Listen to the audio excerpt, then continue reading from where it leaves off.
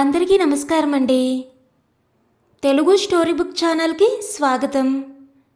ఈరోజు నేను మీకు వినిపించబోతున్న కథ కొడుకు ఇంట్లో అవమానాలతో విసిగిపోయిన ఆ తల్లిదండ్రుల నిర్ణయం ఏమిటి అనేది ఈ కథ ద్వారా మనం విందామండి. కథ పేరు మా బతుకు మాది. రచించిన వారు డి కామేశ్వరి గారు. మరైతే ఈ కథను ఎక్కడా స్కిప్ చేయకుండా చివరి వరకు వినండి. నచ్చితే లైక్ చేయండి. కొత్తగా మన ఛానల్ని చూస్తున్నట్లయితే కనుక సబ్స్క్రైబ్ చేసుకోవడం అస్సలు మర్చిపోవద్దు. మరొక కథలోకి వెళ్ళిపోదామా? మంచినీళ్ళ సీసా మర్చిపోయాను అనుకుంటూ తలుపు తీసుకువెళ్ళిన సుజాత మంచినీళ్ళ సీసాతో తిరిగి వచ్చి తలుపు ధడాలన వేసింది. ఎర్రబడ్డ ఆమె ముఖం ఆ విసురు చూసి, ఏమిటి, ఏమైంది అన్నాడు ఆశ్చర్యంగా ప్రసాద్. సుజాత తిరస్కారంగా చూసి తల తిప్పుకుంది జవాబివ్వకుండా. ఏమిటి అన్నాడు మళ్ళీ. ఛ, వయసుకి తగ్గట్టు ఉండరు, అనవసరంగా వెళ్ళాను అంది కోపంగా. ఏమైంది సరిగా చెప్పు విసుగ్గా అన్నాడు. వెళ్ళి చూడండి ఆ ముసలాళ్ళ సరసాలు పచ్చిగా అలా హాల్లో తిరస్కారంగా అంది. సంగతి విని ప్రసాద్ తేలిగ్గా నవ్వేశాడు. అదా, ఇంకా ఏమిటో అనుకున్నాను. ఏమిటోయ్, పాపం మా నాన్న అమ్మల్ని మరీ ముసలాళ్ళని చేసి మాట్లాడుకు. ఆయన మొన్నేగా రిటైర్ అయింది. 58 అంటే ఈ రోజుల్లో నడివయసు కింద లెక్క. పాపం వాళ్ళకి ప్రత్యేకించి ఓ గది లేదు. ఏదో అవకాశం చూసి సరసాలాడుకుంటే పానకంలో పొడకలా నువ్వు వెళ్ళావు హాస్యంగా అన్నాడు. ఛీ, ఊరుకోండి, పెద్దవాళ్ళు కాస్త డిగ్నిఫైడ్గా ప్రవర్తించాలి, ఇలా చీప్గా. ఏయ్ సుజా, వాళ్ళిద్దరూ భార్యాభర్తలు, కాని పని ఏం చేస్తున్నారు? ప్రతిదానికి పదార్థాలు తీస్తే ఎలా? అసలు మనం పిల్లల గది వాళ్ళకిచ్చి పిల్లల్ని హాల్లో పడుకోమనాలి, మనదే తప్పు. అవును పాపం, ఈ వయసులో వాళ్ళకి గదులు ఇవ్వాలి, మరి చదువుకునే పిల్లలకి ప్రైవసీ లేకుండా ఎలా? దురుసుగా అంది సుజాత. సర్లే పడుకో, వాళ్ళ పాటలేవో వాళ్లే పడతారు, నీకేం బాధ అంటూ లైట్ ఆర్పేశాడు ప్రసాద్. అవతల హాల్లో కమలమ్మ, ఛ, కోడలేమనుకుందో మనల్ని చూసి సిగ్గుగా అంది. అంటే మీరు మరీను వయసుతో పాటు సరసాలు ఎక్కువవుతున్నాయి. నలుగురు తిరిగే హాల్లో భర్త వంక కోపంగా చూసింది. ఏం చేశాం?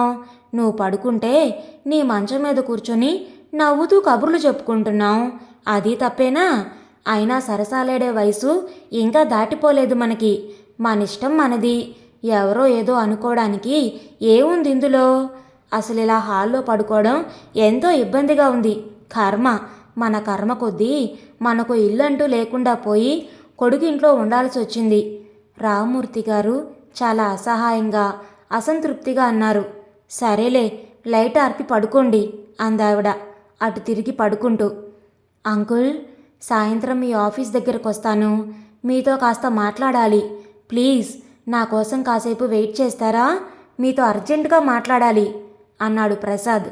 ఏమిటి సంగతి? ఏ విషయం మాట్లాడాలి? పోనీ మీ ఇంటికి రానా? మీ నాన్నని చూడొచ్చు అవతల నుంచి సాంబశివరావు అన్నాడు. వద్దులేండి, నేనే వస్తాను ఆఫీస్కి, వెయిట్ చేయండి. సాయంత్రం ప్రసాద్ వచ్చాక ఇద్దరు క్యాంటీన్లో కాఫీ తాగుతూ ఉండగా ప్రసాద్ చెప్పిన విషయం విన్న సాంబశివరావు ఆశ్చర్యంగా చూశాడు.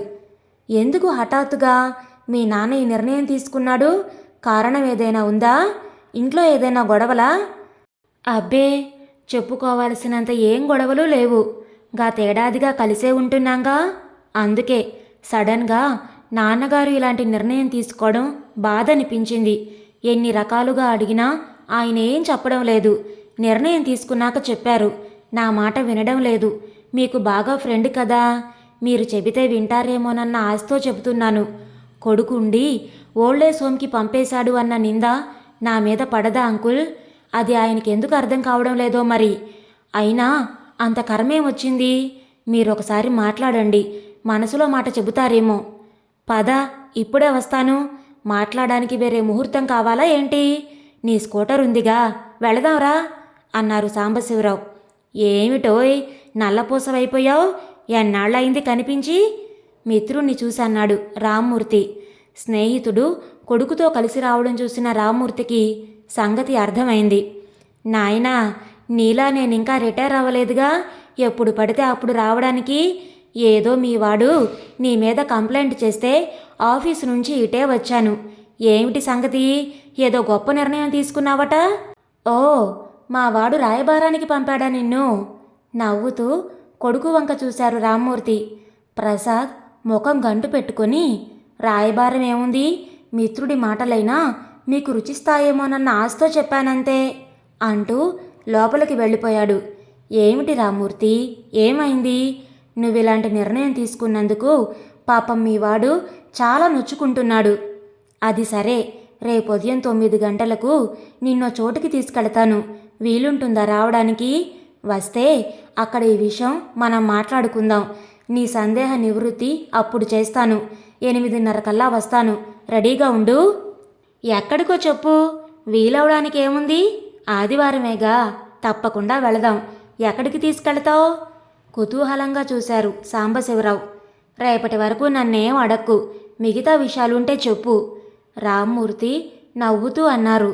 లోపల నుంచి కమలమ్మ కాఫీ తెచ్చిచ్చి, బాగున్నారా, చాలా రోజులైంది వచ్చి అంటూ నవ్వుతూ పలకరించింది.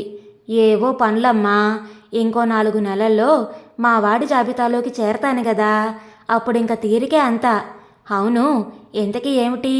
మీ ఆయనగారేదో గొప్ప నిర్ణయం తీసుకున్నారట, నీకు చెప్పే చేశాడా? సాంబశివరావు నవ్వుతూ అడిగాడు. కమలమ్మ భర్త వంక అర్థవంతంగా చూసింది. ఆయన చిద్విలాసంగా నవ్వుతూ కూర్చున్నాడు. గొప్ప నిర్ణయం అని మేమనుకోలేదు, కానీ తెలివైన నిర్ణయం అని మాకనిపించింది. కమలమ్మ గడుసుగా అంది. ఓహో, అయితే ఇద్దరూ కలిసి చేసిన నిర్ణయమే అన్నమాట. మా వాడు సస్పెన్స్ రేపటిదాకా పొడిగించాడు. సరే, వేచి చూడక తప్పదు కదా. కాఫీ కప్పు కింద పెట్టి లేచి నిల్చున్నాడు సాంబశివరావు. ఉదయం 9 గంటలకు రామకృష్ణ మఠం నుంచి బస్సు బయలుదేరింది. బస్సు ఎక్కాక, రామకృష్ణాశ్రమం నడుపుతున్న ఓల్డేజ్ హోమ్కి తీసుకెళ్తున్నావు? సాంబశివరావు అడిగాడు.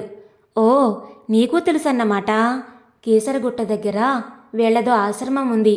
ప్రతి ఆదివారం ఇక్కడి నుంచి బస్సు వెళుతుంది. నీకు ఆ ప్రదేశం చూపిస్తేనే తీసుకున్న నిర్ణయం సరైందేనని అంగీకరిస్తావు.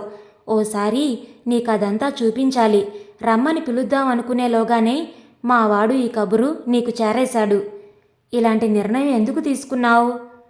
మాకు ప్రశాంతంగా, హాయిగా, ఏ బాదరబందీ లేకుండా ఉండాలనిపించింది. పిల్లల ఇళ్లల్లో ఉండి వాళ్ళని ఇబ్బంది పెడుతూ మనం ఇబ్బందిగా ఎందుకు బతకడం? చూడు సాంబశివం, ప్రతి వారికి చిన్నో పెద్దో ఏదో తలదాచుకునే కొంపుండాలి. నా దురదృష్టం కొద్దీ రిటైర్ అయ్యేలోగా చిన్న ఇల్లైనా కొనలేకపోయాను. మన మధ్యతరగతి సంసారులకి సొంత ఇల్లు అందని ఆశవుతుందనుకో, కానీ మరీ ఇలా ఎవరూ లేని వాళ్ళలా మీరిక్కడ ఉండడం మీ అబ్బాయికి ఇష్టం లేనట్లుంది.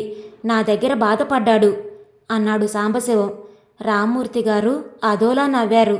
లోకం ఏమనుకుంటుందో అన్న బాధ ఓవైపు, మరోవైపు మేమింట్లో నుంచి వెళితే ఎదుర్కోవలసిన ఇబ్బందులు తలుచుకొని భయపడుతున్నాళ్లే. తల్లిదండ్రుల మీద ప్రేమ, భక్తి కంటే స్వార్థం ఎక్కువైంది ఈనాటి పిల్లల్లో. ఆడవాళ్ళు ఉద్యోగాలు చేయడం ఆరంభించాక ఇంట్లో పెద్దవాళ్ళకి ఇంపార్టెన్స్ పెరిగింది ఈ మధ్య. ఇల్లు కాపలా, పిల్లల సంరక్షణ, అమ్మమ్మలు నాయనమ్మలుంటే ఇంటి పని బాధ్యత, తాత ఊరికే ఉన్నాడని పిల్లల చదువుల బాధ్యత. ఇన్ని లాభాలున్నాయి కదా.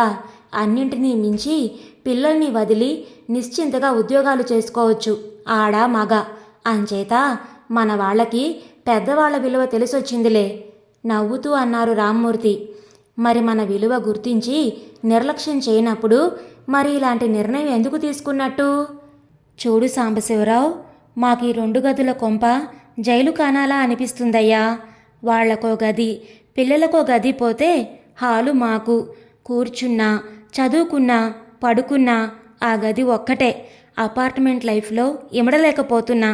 ఇదివరకు రోజుల్లో వయసు పైబడ్డ వాళ్ళు కాస్త కాళ్ళు చాపుకొని వీధి వరండాలో పడక కుర్చీలో కూర్చొని వచ్చిపోయే వాళ్లతో కబుర్లు, పేపర్ చదవడం, మొక్కల పని చేస్తూ నీళ్లు పోస్తూ అటు ఇటు తిరిగి కాలక్షేపం చేసేవారు.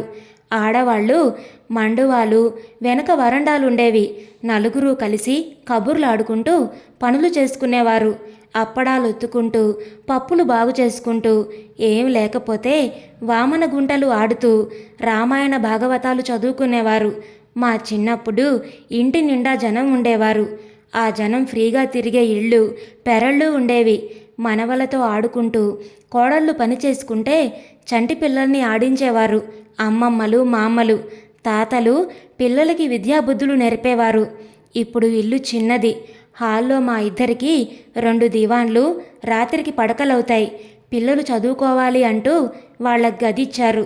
రోజంతా హాల్లో కాస్త కాలు చాపుకు కింద కూర్చునే చోటు లేదు. వాళ్ళ స్నేహితులు వస్తే వాళ్ళకి ఇబ్బందిగా ఉంది. అన్నిటికంటే మా ఆవిడ పాపం చాకిరీకి తట్టుకోలేకపోతుందయ్యా. పెళ్ళైన కొత్తలో అత్త, ఆడబిడ్డలు, మరుదులకి చాకిరి, పిల్లలు పుట్టాక వాళ్ళకి, ఇప్పుడు మనవలకి. పాపం అనిపిస్తుంది. కోడలు 8 గంటలకల్లా వెళ్ళాలి. ఉదయం ఆ అమ్మాయి కాస్త సాయం చేస్తుందనుకో, కానీ మొత్తం బాధ్యత, భారం ఈవిడ మీద పడుతుంది. పని మనిషి చేత పనులు చేయించడం, అది రాకపోతే తను చేసుకోవడం, వంట, వార్పు. మధ్యాహ్నం కాస్త నడుం వాల్చేసరికి స్కూల్ నుండి పిల్లలు వస్తారు. 7 అయితే గాని కోడలు రాదు. మళ్ళీ సాయంత్రం వంట. ఇది ఆవిడ సంసారంలా బాధ్యత నెత్తిన పడింది. పాపం ఆవిడకి ఇంకెప్పుడు విశ్రాంతి? అవుననుకో, పిల్లలకి మన ఆసరా, వాళ్ళు మనకు అండగదా. వినడానికి బాగానే ఉంటుందయ్యా. మన పిల్లల్ని మనం పెంచుకున్నామంటే అప్పుడు ఓపిక వేరు. అంతేకాక కొట్టుకున్నా తిట్టుకున్నా మన ఇష్టం. అదీగాక రిటైర్ అయ్యాక బాధ్యతలుండవు. హాయిగా సినిమాలకి, షికార్లకి తిరగొచ్చు. మంచి పాట కచేరీకో, డ్యాన్స్ ప్రోగ్రాంకో, గుళ్ళు గోపురాలు చూడ్డానికి ఊర్లు వెళ్ళాలని ప్లాన్లు. ఏదీ కుదరడమే లేదు. ఇల్లు బందీఖానా అయింది. పొద్దుట పని, సాయంత్రం పిల్లలొచ్చే వేళ. పిల్లలొచ్చాక ఒంటరిగా వదిలి ఎలా వెళతాం? కొడుకు కోడలు వచ్చేసరికి రాత్రవుతుంది. అంత రాత్రి ఇంకెక్కడికి వెళ్ళేది? పిల్లలకి సెలవులప్పుడు వెళ్ళండి అంటాడు మావాడు. ఆ రోజు మాకంటే వాళ్లే ముందే ఏదో ప్లాన్ చేసుకుంటారు తిరగడానికి. పోనీ అప్పుడైనా మమ్మల్ని కలుపుకోరు. నేనేం నేరంగా అనడం లేదు. వాళ్ళ ఫ్యామిలీ వాళ్ళు వెళ్ళాలనుకుంటారు. అయ్యో, అమ్మా నాన్న అనుకోరుగా. ఎంతకని పుస్తకాలు, ఎంతకని టీవీ. ఆ టీవీ కూడా పిల్లలున్నంతసేపు పిల్లలు చదువుకుంటున్నారు, డిస్టర్బెన్స్ అంటారు. ఉదయం ఎవరూ లేనప్పుడు చూడాలి. మంచి సీరియల్స్ మధ్యాహ్నం, రాత్రిళ్ళు కదా వస్తాయి. మా ఆవిడ పాపం కొట్టుకుంటుంది టీవీ కోసం. పెట్టేసరికల్లా సౌండ్ అన్నా తీసేయండి, పిల్లలు చదవరు అంటుంది కోడలు. శని ఆదివారాలు వచ్చాయంటే పిల్లల కార్టూన్లు పెట్టుకుంటూ మమ్మల్ని అసలు చూడనివ్వరు కదా. చూడు, ఇవన్నీ చెబితే చిన్న విషయాల్లాగే ఉంటాయి. అనుభవించిన వారికే అర్థమవుతాయి. దక్షిణాన గుడులన్నీ తిరిగి రావాలని ఎంతో ఆశగా ఉందిరా అంటే, ఇప్పుడెలా అమ్మా, ఎండాకాలం సెలవుల్లో వెళ్ళండి అంటాడు. ఆ ఎండల్లో మేం ప్రయాణం చెయ్యలేక మానుకున్నాం. ఊళ్ళో మంచి నాటకాలు, ప్రోగ్రాంలు ఎన్నో అవుతున్నాయి. హాయిగా ఇద్దరం వెళ్ళి కూర్చోవచ్చు. కానీ ఇంటి కాపలా అయిపోయింది మా బతుకులు. చూడు సాంబశివరావు, అందుకే కాస్త మాకై మేము ఈ ఆఖరి రోజుల్లో బాదరబందీలు లేకుండా ఉండాలని ఉందయ్యా. ఇంకా మా బతుకులు ఎన్నాళ్ళకి తెల్లారతాయో. 10 ఏళ్ళో, 15 ఏళ్ళో, 20 ఏళ్ళో ఎవరికి తెలుసు? మేం కాటికి కాళ్ళు చాచుకున్నా మరీ ముసలాళం కాదు కదా. మాకివి తీరని సరదాలు, ముచ్చట్లు. వాటిని తీర్చుకోవాలి అనుకోవడం తప్ప? చూడు, ఆఖరికి మేమిద్దరం మాటామంతి కష్టం సుఖం చెప్పుకోవడానికి మాకంటూ ఓ గది లేదు. మొన్నో రోజు మా కోడలు మా ఇద్దరినీ కాస్త సన్నిహితంగా చూసి ముఖం చిట్లించుకొని విసిరిసా వెళ్ళిపోయింది. మేమేదో కాని పని చేస్తున్నట్లు. నాకింకా 60 అన్నా లేదు. అన్ని సరదాలు, సరసాలు చంపేసుకుని బ్రతకాలంటావా? పిల్లలు చిన్నవాళ్ళప్పుడు వాళ్ళ పెంపకం, పెద్దయ్యాక బరువు బాధ్యతలు అన్నీ తీరాక విశ్రాంతి కోరుకోవడం తప్పు కాదు కదా. మేం వెళ్ళడం తప్పు కాదు కదా. అంగీకారంగా తలాడించాడు సాంబశివరావు. అవునులే, పోనీ మీ వాడికి వివరంగా చెప్పకపోయావా సంగతి ఇది అని? చెప్పాను. ఇన్ని మాటల్లో కాకుండా మా కాస్త ప్రశాంతంగా ఇష్టం వచ్చిన వేళకి నచ్చిన చోటికి వెళ్ళాలని ఉంది. ఈ బాదరబందీలింక మాకొద్దు. అని నా నిర్ణయం చెప్పాను. చెప్పాగా మేమింట్లో నుంచి వెళితే వాళ్ళ ప్రాబ్లమ్స్ తలుచుకొని గాబరా పడుతున్నాడు. అదే అలవాటవుతుంది. ఉద్యోగం చేస్తున్న వాళ్ళందరి ఇళ్లల్లో తల్లిదండ్రులు ఉంటున్నారా ఏమిటి? ఏదో మాలాగా ఓ కొంపలేని వాళ్ళు ఉంటారు. నాకేదో పెన్షన్ వస్తుంది. ప్రావిడెంట్ ఫండు, గ్రాట్యుయిటీలు చేతిలో ఉన్నాయి కదా. ఓ 1,00,000 పెట్టి రూమ్ కొన్నాను. మిగతాది కాస్త బ్యాంకులో ఉంది అవసరాలకి. పెన్షన్లో ఇద్దరికీ చెరో 1,500 అక్కడ భోజనానికి కట్టాలి. ఇంకో 1,000 పై ఖర్చులకి సరిపోతుంది. ఈ మాత్రంగానైనా లేని వాళ్ళు పిల్లలతో ఉండక తప్పదు. వాళ్ళకంటే మేము నయం కదా. అందుకే ఎవరికి ఇబ్బంది లేని నిర్ణయం తీసుకొని స్వతంత్రంగా ఎవరి పాటికి వారుండడం మంచిది కదా. నువ్వన్నది నిజమేలే. ఈ రోజుల్లో ఎవరికి భారంగా ఆధారపడాలనుకోవడం లేదు. ఇదేదో వాళ్ల మీద కోపంతో తీసుకున్న నిర్ణయం కాదని వాడికి చెప్పు. వాడిని చిన్నబుచ్చాలని కాదు. లోకం ఏమీ అనుకోదు. ఈ రోజుల్లో ఎవరి గోల వారిది. అడిగినా 4 రోజులు అడుగుతారు. వాళ్ళ ప్రాబ్లమ్స్ వాళ్లే సాల్వ్ చేసుకుంటారు. అలవాటైపోతుంది. ఇదివరకులాగా జాయింట్ ఫ్యామిలీలు ఇంకా ఈ అపార్ట్మెంట్ సంస్కృతిలో ఈ పట్టణాల్లో కుదరదు. కాస్త హాయిగా తిరిగే చోటు కూడా లేక జైల్లో ఉంది మాకు. అందుకే స్వచ్ఛమైన గాలి నీరు ఉండి మానసిక ప్రశాంతత దొరికే చోటుకి వెళుతున్నారని నువ్వే వాడికి చెప్పాలి. మాటల్లో బస్సు ఆశ్రమం చేరింది. చుట్టూ బోలెడు ఖాళీ స్థలం, మధ్యలో ఆశ్రమం. ఆఫీస్ దగ్గరే చిన్న ప్రార్థనా మందిరం. గేటులో నుంచి బస్సు లోపలికెళ్ళాగింది. పద ముందు ఆఫీస్ దగ్గరికి వెళదాం. దారి తీశాడు రామ్మూర్తి. ఆఫీసులో కూర్చున్నాయన రామ్మూర్తిని చూసి పలకరింపుగా నవ్వాడు. ఎప్పుడొస్తున్నారు అని అడిగాడు. ఇదిగో పెన్షన్ పేపర్లో అడ్రస్ మార్పించి పోస్ట్ ఆఫీసు బ్యాంకులకి కొత్త అడ్రస్ చెప్పాలి. ఫస్ట్ కల్లా వద్దామని అనుకుంటున్నాను. ఈయన సాంబశివరావు అని మా స్నేహితుడు. ఈ ఆశ్రమం పరిసరాలు చూపించాలని తీసుకొచ్చాను. వెళ్ళండి, చూపించిరండి. ఈలోగా టీ తెప్పిస్తాను అన్నాడు మేనేజర్. ఆశ్రమమంతా తిప్పి చూపించాడు రామ్మూర్తి. ఒక్కో గదిలో 2 మంచాలు, 1 స్టూలు, కుర్చీ, 1 ఇనుప బీరువా, గదికి ఆనుకొని చిన్న ఎన్క్లోజ్డ్ వరండా, అటాచ్డ్ బాత్రూమ్. భార్యాభర్తలు కలిసి ఉండొచ్చు. వరండాలో స్టవ్ పెట్టుకొని ఉదయం కాఫీ కలుపుకునే ఏర్పాట్లు చేసుకున్నారు కొందరు. వంటగది, పెద్ద గ్యాస్ స్టవ్లు. డైనింగ్ హాల్లో ఒక్కసారి 25-30 మంది కూర్చునే పెద్ద టేబుల్. రీక్రియేషన్ రూమ్లో పేపర్లు, మ్యాగజైన్లు, క్యారమ్స్ చెస్ ఆడుకోవడానికి బోర్డులున్నాయి. ఉదయం కాఫీ టిఫిను 7:30కి ఇస్తారు.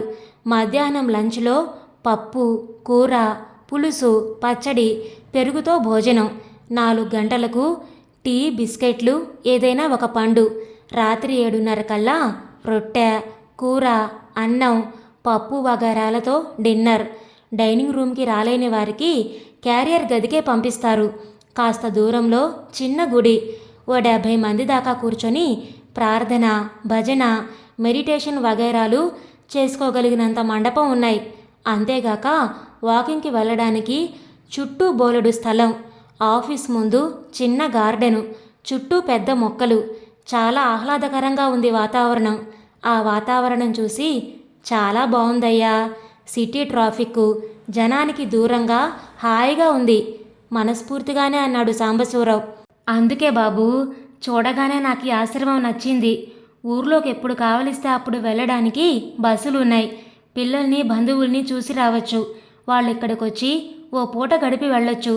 ఒంటరితనం అనిపించకుండా ఆవిడికి నేను, నాకావిడ ఉండనే ఉన్నాం.